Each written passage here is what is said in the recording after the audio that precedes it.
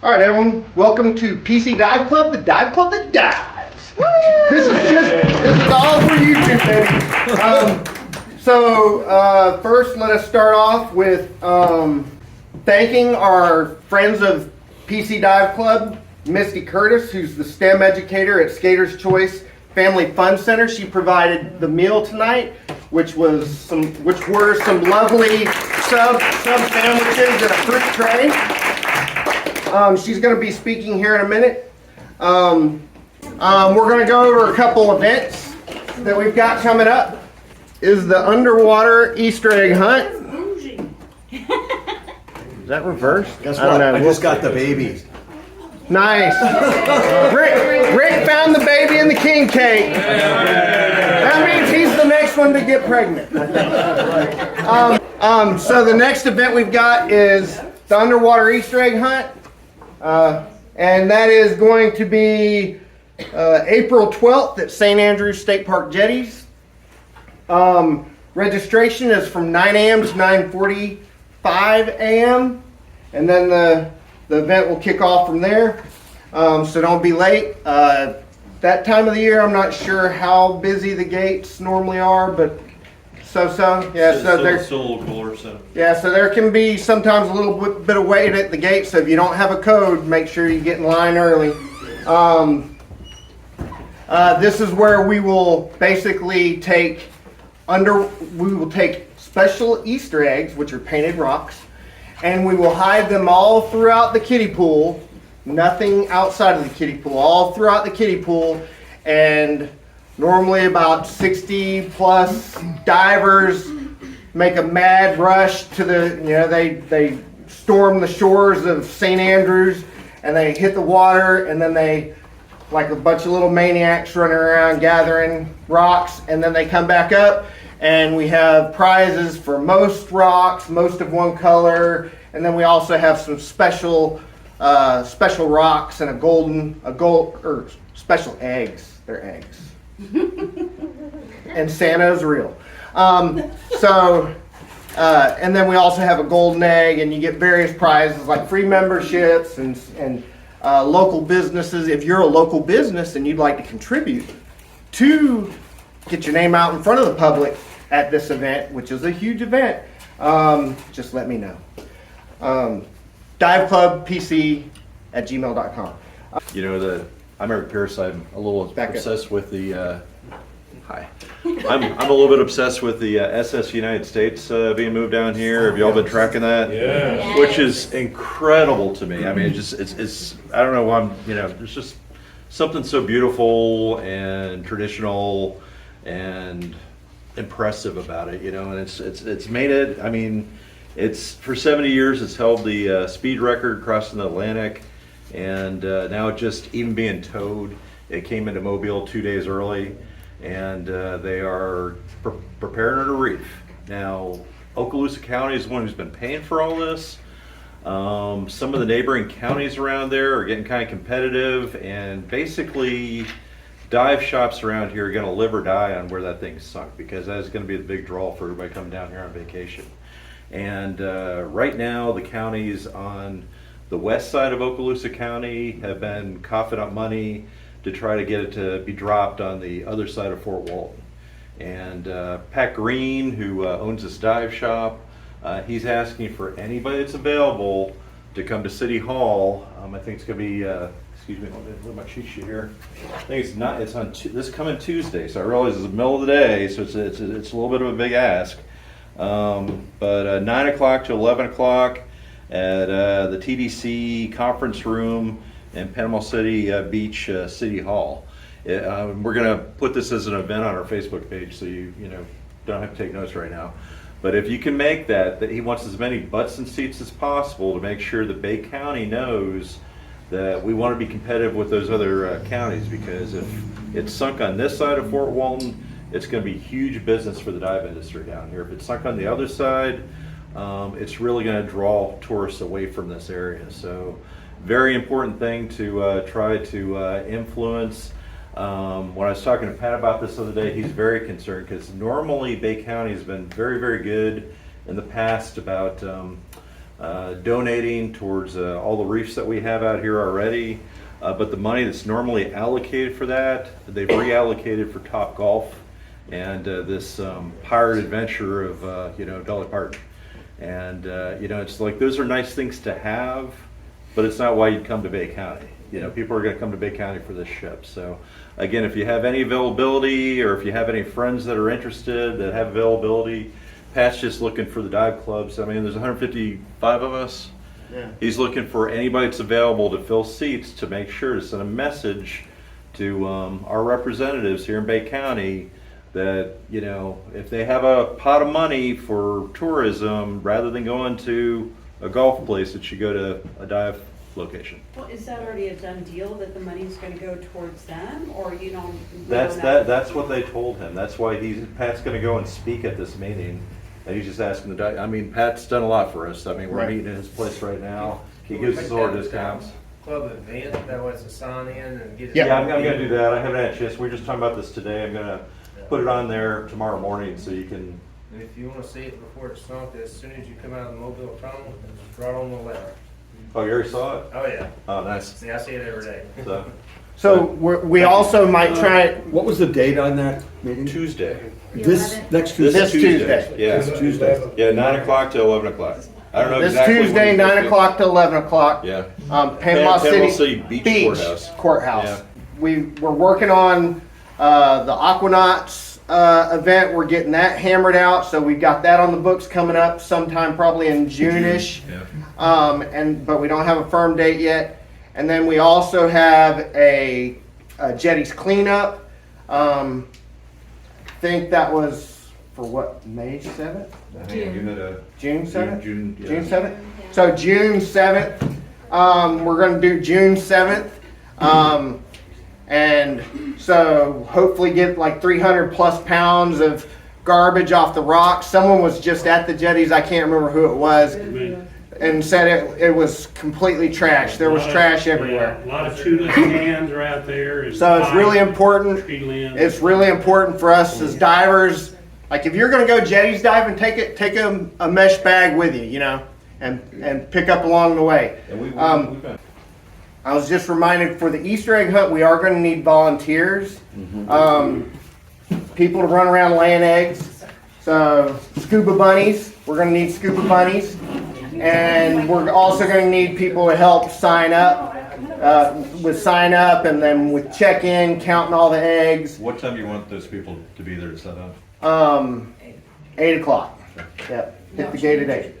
We bring a mesh bag. We've had a few times where people didn't bring bags, and so like they literally came up with just like armfuls of rocks, which, I'm Beth, and that's Stay- Captain Logan.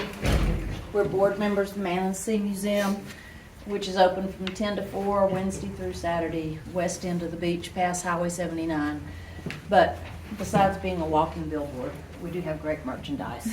But today we had a very serious ribbon cutting event for the Warrior Memorial Reef Foundation, which is a reef system that we're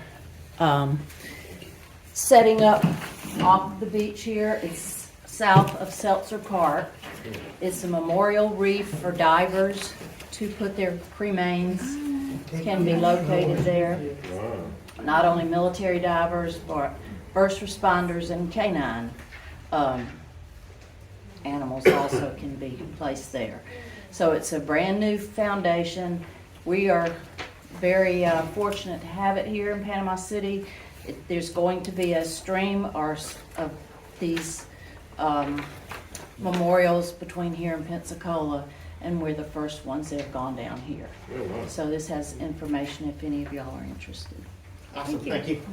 Oh yeah, talk about the boat. Oh, there is a boat dock. Does anyone have that date? the 14th, 13th of April. Hold on. Oh, it's the day after. So the day after the Easter egg. I thought that was like that afternoon or so. It's the next. No, so it's the day after the Easter egg hunt. So April 13th, we have both a shore dive. So the day after the Easter egg hunt, which I guess is a Sunday, we have a shore dive, and we also have a boat dive. The boat dive, you can reserve a spot by going to Panama City Diving's website, which is pcdiving.com, I'm pretty sure. Panama City Diving. Panama City Diving. Day after, which is April 13th, boat dive and a shore dive. The shore dive, everyone's just going to meet at the jetties at a designated time. We'll have an event set up for that so that you know when and where. And then the same for the boat dive. I think I've already got events for them yet. I'm not sure, but so they're on the Facebook group. Let's see. Okay, we're going to introduce our Friends of PC Dive Club sponsor who provided the meal, and she's going to talk to you a little bit about what she's here for tonight. Yay! So if you want to just stand right there. Hello. My name is Misty, and I work with Skaters Choice Family Fun Center. We are a skating rink in Callaway. It's been there for a really long time. It used to be called Silver Circle East, I think, owned by different people, but the lady that owns it now is a super sweet woman, really, really nice. It got rebuilt after the hurricane, so it has new air conditioning, floors, carpets, all the things. It's very nice. And we have all kinds of things going on over there. If you have any Bluey fans, Bluey will be there next Tuesday, just in case you need to know. But we have lots of things going also. So we do fundraisers, and I know Lindsay mentioned that might be something you guys might be interested in. You can do a fundraiser night there. That's always available. Flyers over here. We are starting pickleball, not on roller skates, but everybody asks that. That would have been. I mean, we could probably try it, but I don't know. But the rink is closed on Mondays, and so I'm trying to figure out how can we get people in there on Mondays and make some money. So pickleball is a big deal. This coming Monday, we start our pickleball there. It's $10. You can come in and play open court, and if you want a court where it's your court and you don't have to share, it's $15, and that's fine. 4 people to a court. We can have up to 6 courts in there. So it's a new thing. It literally starts Monday for the first time. So we'll see how that goes. And if it goes really well, we're going to do blacklight pickleball, and that's going to be another level. Wow. That sounds like fun. Oh yes, it's going to be a good time. So pickleball flyers are over there as well. Some other things that we do STEM field trips. So, STEM is science, technology, engineering, and math, and we relate those things to roller skating. There's a lot of it related to roller skating. Newton's laws of motion. There's an arcade lesson about the arcade games and how it relates. There's one about music. There are 10 different lessons. I've got this sheet over there if you're interested. Tomorrow morning, in fact, I've got 50 4th graders coming from Callaway Elementary, and they get to come and have a lesson. I have a microphone and a PowerPoint and all that, and I teach. We will be making balloon straws where you put string from table to table, blow up the balloon, and watch the straw launch across, All the kids get to do it. They have so much fun. So they'll do an activity, learn something fun, and then they'll skate for 2 hours. So we offer that 60 kid minimum, so it's usually like a whole grade from a school, something like that. We do this pretty often. Up to like 150 kids, we don't care. We'll get more chairs. So there's that. And then Throwback Thursdays. Every Thursday night we play throwback music from the 1900s, back in the day, And it's really, really fun. So people that know how to do all the boogie shuffles and all that stuff, they come in there, and it is really, really fun to watch them dance. They're skating, but it's really, really neat. So, and the younger kids that have figured out how to do it, we'll clear the floor of all the kids that don't know what they're doing and let the good skaters go. It's really entertaining. So it's really good music too. So that's just some of the things we do over there. So if you're interested at all, you can hit me up for a free pass too. I'll get you in for free. So my number is on most of these things. Take a flyer, and thanks for having me. Hold on, I want to jump in with you real quick. So I want you to talk about, I thought it might be a really cool idea for us as a dive club if we wanted to do like a team building activity, to do a fundraiser night at Skater's Choice, because we could raise money for Aquanauts. So can you tell them what the fundraising entails? Yes. So if you wanted to do that, a lot of the high schools and middle schools do that too. You have a skate night. For instance, Mowat Middle School, you'll have a skate night dedicated for a Friday night, and you'll invite whoever you want to invite a lot of people, and whoever comes, half of their admission price goes back to you guys in cash. So if we wanted to do something to get all the families out there, because I know like my husband doesn't scuba dive, but I'm sure he would love to come and meet you guys and get to know everybody. And so I thought maybe that'd be something we could consider one day. So I wanted her to bring that up tonight because I think it'd be really fun. So Yeah, keep that in yeah. mind and look for that in the future. Right, yeah, you can make some money quick if you just get people in there. And she's the queen of fundraising, in case you need to know. All the places. If you need a membership card, get with Stacy at the end of the meeting and we can give you membership cards. Whenever you get the membership card, if you would take a photo of the membership card, the front and the back, save it to your favorites on your phone, and then that way, in case you forget your membership card when you come to the shop to get your discounts or benefits, you just pull up the photos. That's also a great tip if you're going diving somewhere. Next, we're going to introduce the guest speaker, Thomas Duane, right? Thank you, Charles, and thank you, Claude, for letting me speak. My name's Thomas. I'm a new member. I've been coming here with Rick for maybe about 6 months or something like that. I've only lived in Port St. Joe for a little under 2 years. Before I moved to Port St. Joe, I lived in Italy, and that's why I'm talking to you about the topic that I'm going to talk to you about tonight, which is diving in Sicily.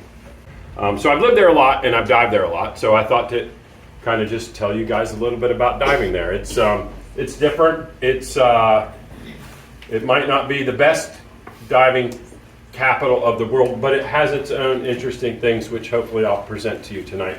A few things. So a lot of people don't go. A lot of people don't even know where it is.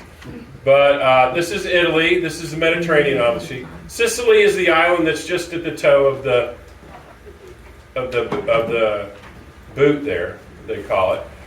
And this is the island. It's about roughly the size of Kentucky.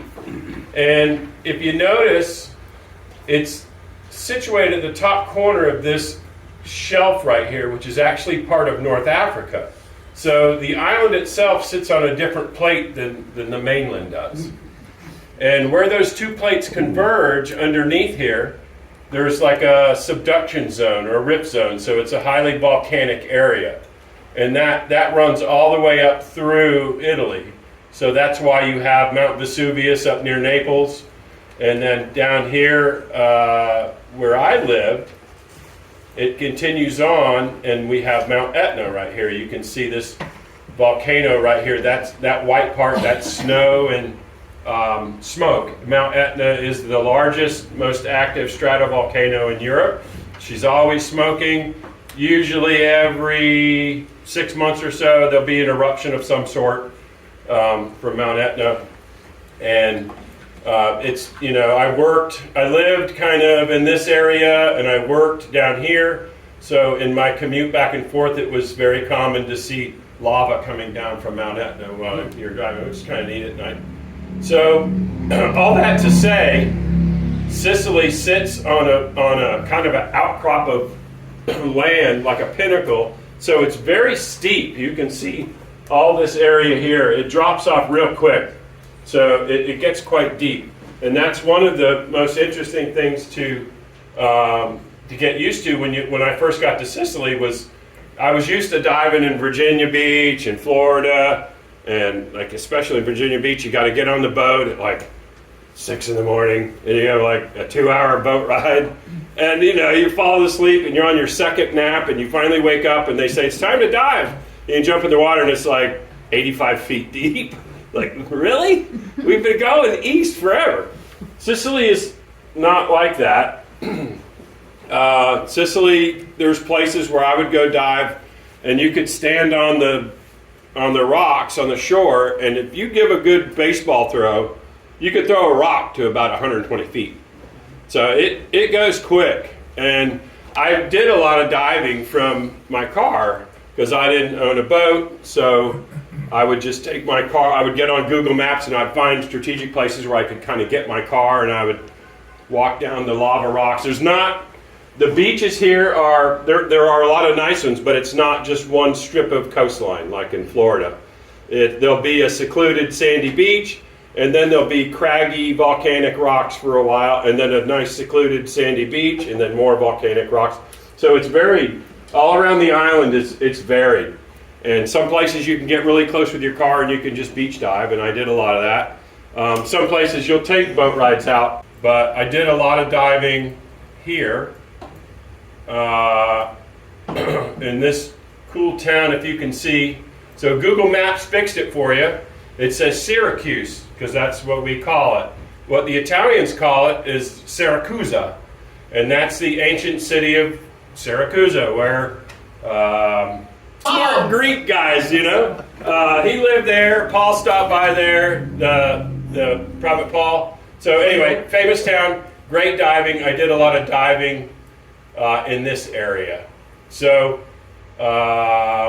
it is the Mediterranean. The water tends to be cold, and there's a lot of volcanic rocks underneath the water. There's not tons of different kinds of fish. You kind of see the same thing over and over again. And all the Italians get crazy if there's like a school of barracuda that goes by. They just freak out. They lose it. Like, oh my God, the barracuda. And I'm like, yeah, it's barracuda. But that's just the way it is over there, because they kind of see the same thing over and over again. You see a shark, it's a really big day when you see a shark. They're starting to get more tropical fish over there. Even though it's colder water, especially in the winter, it gets really cold in the water. The water temp will get, mid to low 50s in the winter, and it'll stay that way for a while. But we keep diving. You just dry suit up and go for it. And during the summer, it warms up and it gets nice enough that there's tropical fish now that are starting to show up in Sicily. Anybody want to guess where they come from? Aquariums. No, but that's probably a great guess. I wouldn't put it past the Sicilians, but no, they're actually coming up through the Nile and the Suez Canal from the Red Sea. Oh, wow. And the scientists have been tracking them, and they came up, decades ago. They started seeing them in the Eastern Med, and they've been working their way across, and now they're in Sicily. Now you can see some tropical fish there certain times. I remember, I don't have it in the video, I'll show you, but I remember diving there, and there was a upside down bucket being held up by a rope that kind of washed in there and got stuck on the lava rocks, and we all kept going out to see it because there was triggerfish there. And they were dumbfounded. There's like, triggerfish aren't supposed to be here. And and we loved it until we had a big storm and it washed the bucket away and triggerfish died, and it was, thought we were going to have a funeral. I know, but that was it. It was like, that bucket, man, just brought in life that you wouldn't have normally seen. So anyway, so that's kind of a little bit of background on what it's like diving in Sicily. I don't have great speakers, but we'll see how it goes. Ooh. Okay, this is pretty cool. This is pretty close to my house. This is a little fort that was built by some Spanish dude that had a lot of money and influence in Sicily. Sicily's been conquered and owned by almost every nation in the Mediterranean. The Normans had it during the Crusades. The Arabs had it during the Arab time. Of course, the Italians have it now, but the Spanish even held it for a while. Sicily's a big hub of the Mediterranean. It has been since Greece and Rome. So it was a very strategic island. So there's all these cultural influences on there. And this is one of them. This is an old Spanish guard tower that you can just walk up there. There's no gates, there's no fences, and you can actually sneak your way around the rocks on this side, and you can get inside of that. And it was built 1470 or something like that. Unbelievably old. Still there. I did a lot of diving right out from there. If you go straight out, there's a cave down there that you can see shrimp in. It's great, really cool diving. So that's what that place is. Fishing nets. Some weird dude with long hair. A lot of volcanic rocks that you can jump off of, and of course, all the kids, they love doing that. So I had to go see if I could still do it. That's kind of what diving's like there. You kind of worm your way down the volcanic rocks into the water. And sometimes if there's a lot of waves, you can get a lot of surge and stuff. That's a very typical eel. You see those a lot down there. It's a moray eel. They all look like that, kind of purplish with green. You see a lot of those. Very friendly. They don't bother you.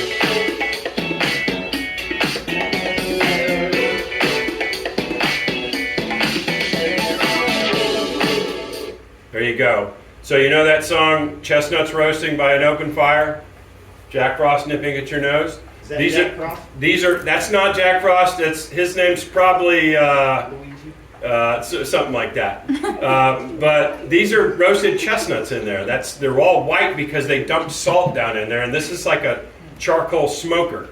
And in November, when it's chestnut season, they bring them in and they put them down in there and they pour salt in there and then you scoop them out when they're done and you take them and they are wonderful with a glass of red wine. That's roasted chestnuts, done the legit way. So we're diving today up near Messina on an old ship called the Bowesfield.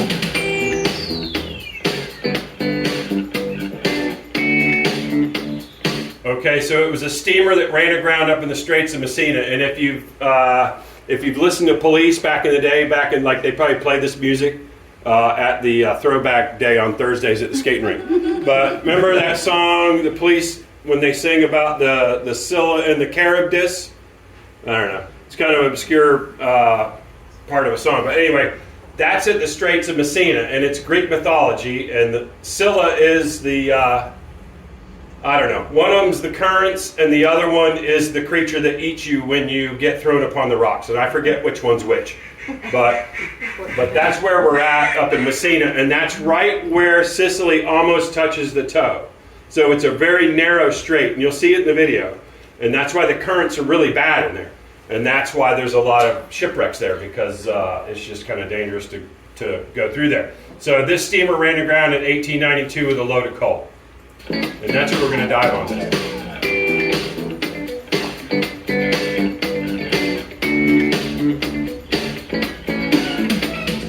That's Mount Etna in the background.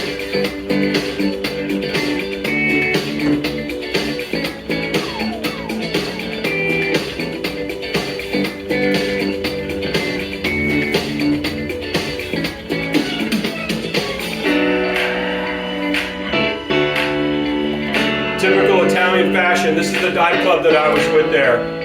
You got to stop and get coffee. You can't just go by and not get coffee. So we had to stop, get some coffee. We get back on the road. This is pulling into Messina. So that what you see there in the distance is the mainland of Italy, and we're still in Sicily, of course. So you can see how narrow these straits get. You can see it really narrowing there. I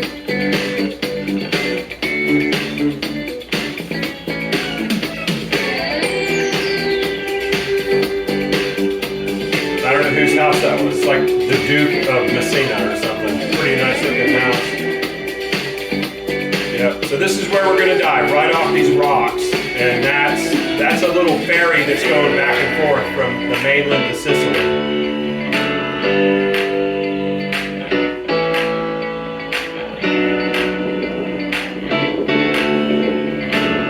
And this is very typical. Pull your car up, get your gear out, put your gear on.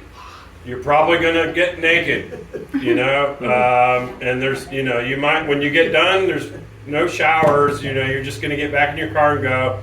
It's kind of the way it goes.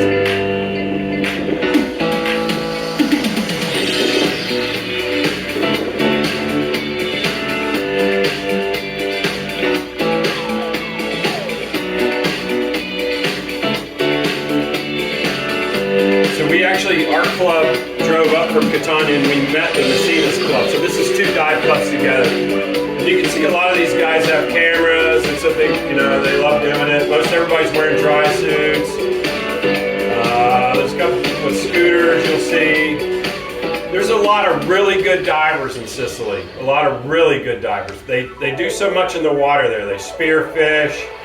And the water's so deep that they get good quick. I got introduced to diving deep there. It took me a while to kind of get used to it. The guy asked me, he goes, well, what happens if we're going to go past no deco limits? And I was like, I've never gone past no deco limits. He says, well, what does your computer do when you go past it? I'm like, dude, I have no idea. I've never gone past it. He goes, all right, well, we'll just see what happens. I go, okay. And it actually worked out. My computer just flipped over and it went to no deco, and all of a sudden I had a ceiling that you can't go above, and then I had another timer to count down, and we ended up doing a deco stop. And I mean, if you can imagine going on a beach dive, diving down to about 130, 35 feet maybe, and then on one tank, and then coming up, having to do like a 15-minute deco stop at, I don't know, something, not 15, but deeper than that. And then doing that, and then diving around, and still doing like a 50-minute dive, and coming up with 500, pounds at the end. I'm like, I don't know how you guys do this magic. But I mean, we would go straight down to the deepest part. And you wouldn't spend a lot of time there, obviously, but then you'd come up and you'd see on your way up, there was so much rocky lava rock formations that you had plenty of things to look at to, off gas and everything. And we'd end up diving. I'm like, I can't imagine doing a 130-foot deep dive, and still almost spending an hour underwater, still coming up with 500 pounds. We did it all the time. It was crazy. But they do it there like it's nothing. And I'm like, okay. So we're going out to the Bose Field.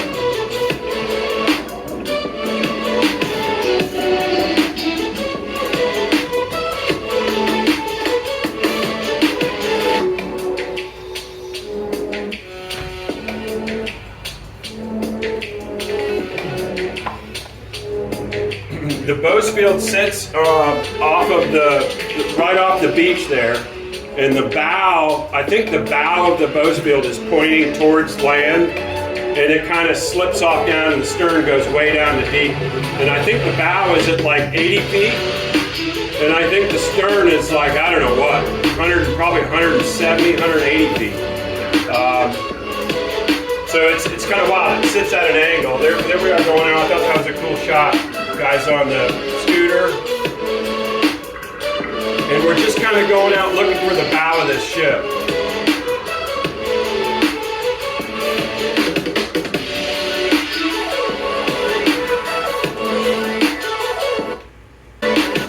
"86 feet.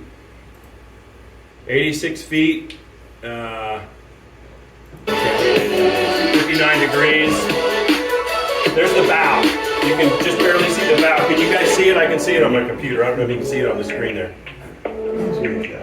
The bow's like right where my... There, well, yeah, we can see it now. Okay.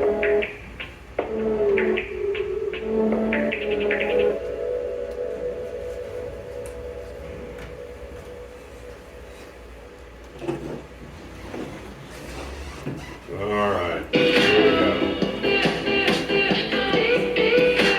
The only things left of this ship, obviously, is just the iron stuff. There's like nothing really on it. It's just kind of a skeleton of a ship. You can see some of the larger, bulkworks and that. You can see where the coal, it was a coal hauler. And you can see the big giant holes where they held it all. There's a lot of sea life on it. And probably the most interesting thing, so it's not that, that's very typical, you see that. But once we get towards the back of the ship and we get down below 115 feet or so, that's when you'll see what they call gorgonia, which is the Italian word for sea fan. And they're beautiful. They're purple, yellow, like green. They're beautiful. So that was one of the highlights of the trip, was seeing these sea fan. And you only see them over there, and you got to get deep, because they don't tolerate hot water at all. So they have to stay really deep.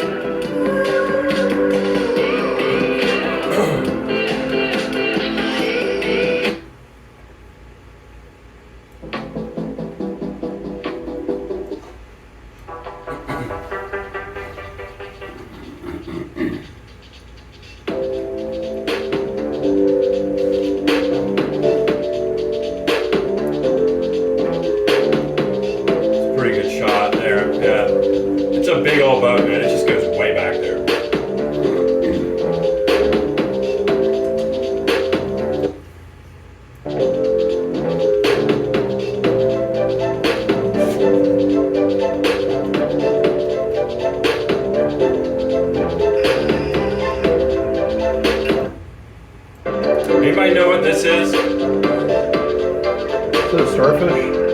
Yeah, it's some kind of, it's not a plant, it's one of those. Is it like a hydrozoan? I bet you're right. I only saw this in deep cold water. Like, you had to get down 100 feet. And then you'd start seeing these. I'm not sure what they were. They're really pretty. So was your basket star? I guess. I'm not familiar with a basket star. Oh, I know what you're You know what it is? I know what basket star is. Oh, yeah. So it starts getting a little prettier, or maybe I just got better with my light. I don't know.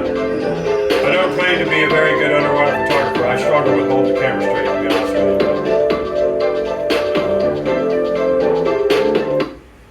Let's see. Going down there, going down. This is when it starts getting pretty. That's a very typical fish sees all the time over there.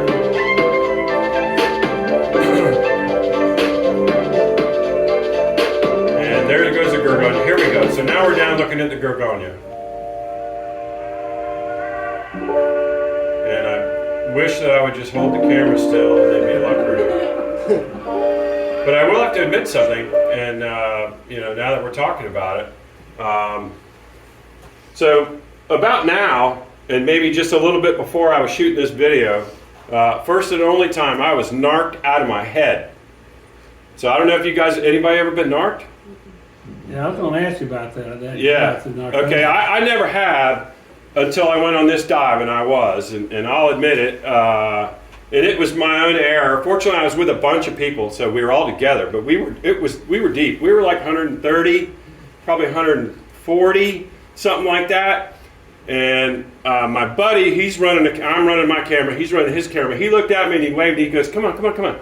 So I go, oh, he's got something cool he wants to show me. So I swam over to he was telling me to come up. And so by the time I turned to go swim up to him, all of a sudden I started hearing whoa, whoa, whoa in my head. Like wow, wow, wow, wow. And I went, oh my God, I am narked. I didn't lose any of my sense of reason. I didn't want to, like they tell these crazy stories. Now I know there's degrees of being narked. And maybe it just kind of didn't hit me very hard. But I knew exactly what I needed to do. That was just come up slowly.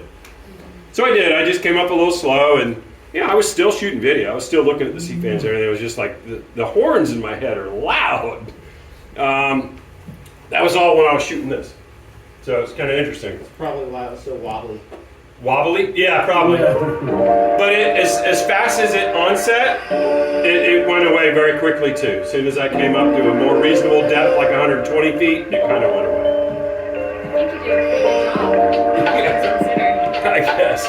Yeah, I was coming out of it right now. I was like, everything was starting to kind of quiet down.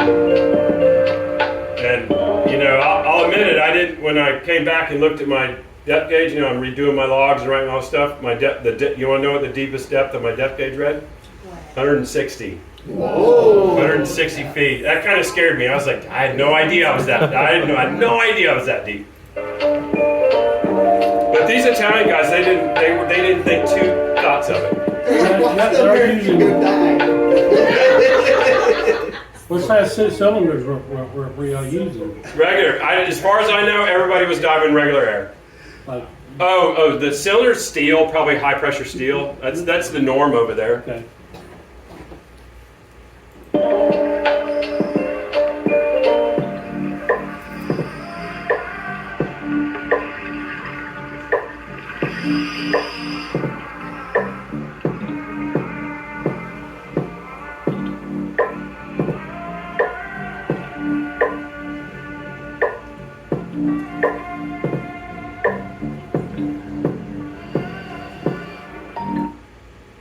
So we do a little more eel sticking his head out. I didn't see that until after I was editing the video.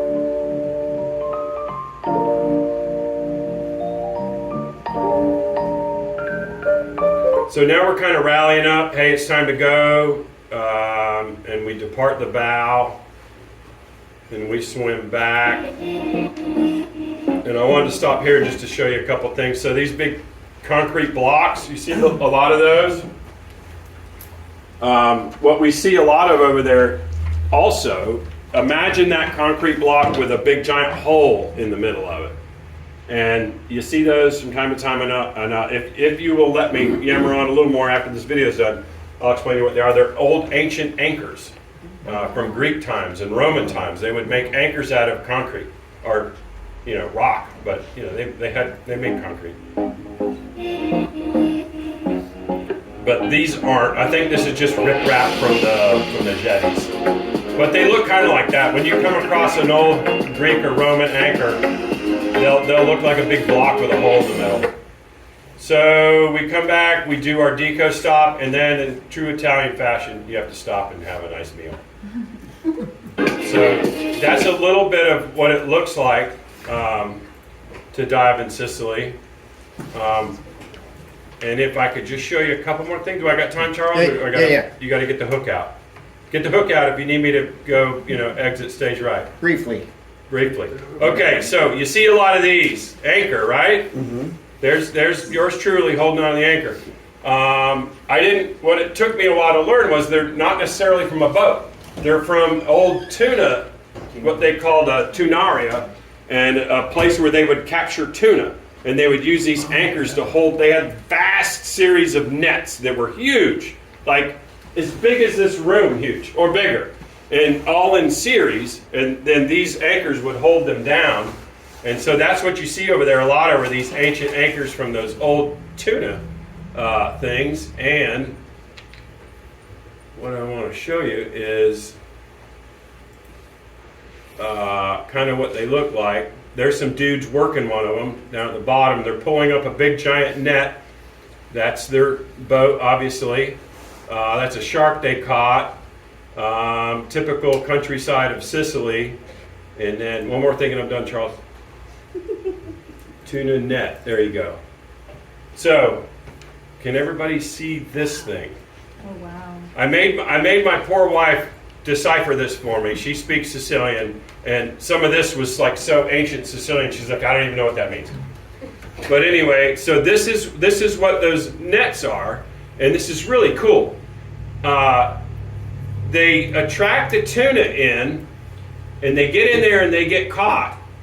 And they'll pull a trap door and they'll squeeze all these tuna into this thing, and then they'll do something else, and then they all get squeezed into this thing. And these are boats. That's a boat, that's a boat, that's a little boat. And this key down here tells you all this. See these barca? That means boat. So 9, 10, and 11 are all special boats, and they all have their purpose, and they're all pulling the right lever. And eventually what happens is all the tuna will be in here, and when they pull them up, it's just mass killing, In go the harpoons and all that jazz. And all these things are anchors. You can see them down there. They even look like anchors in this etching or this drawing, whatever this is. And you'll see that here, ancora. That means anchor. So anyway, that's evidence of the old tuna nets and tuna factories that are real popular all around Sicily, and you see a lot of evidence of those by those anchors. They might be an anchor that looked like the one I was holding on to, or there might be a concrete block from Rome. One last sentence. And the scientists actually study those remnant anchors left behind, and there's people that are smart enough to know, they know what time frame they came from. Oh, that's a Greek anchor, or that's a Roman anchor, or that's from the Arab. The Arabs they really advanced that technology of catching tuna a lot. So they study all those little things that are left behind, and they can date all that stuff by the period of technology of catching tuna. So it's kind of interesting. That's cool. Wow. So, all right, now I'm done. Unless you guys have questions. Awesome. Thank you for the presentation. You want to tell everyone how to look at your YouTube channel if you... Yeah, sure. Thanks. Yeah, it's TD space PLK, and pull that up. yeah, there you go. TD space PLK.